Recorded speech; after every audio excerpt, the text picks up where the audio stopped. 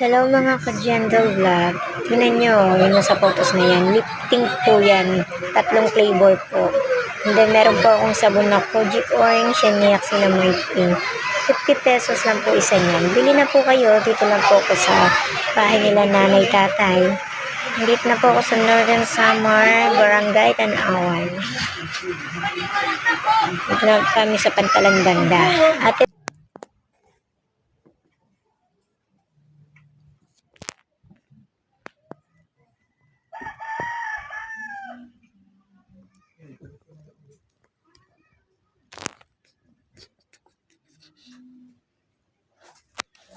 guys, bili na kayo.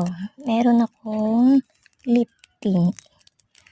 Light pink ang kulay nito. Tapos meron pa akong kulay ng taro. Lip tint din. Color niya taro. Tapos ito naman sa baba ay ang kulay niya is dark red. Magaganda siya guys.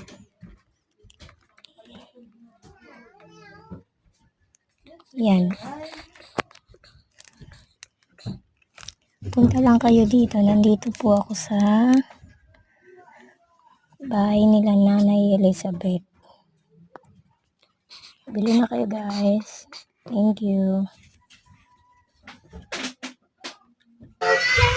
Guys, ito tingnan nyo, may mga ipit pambata, meron na akong mga medyas, ganyan.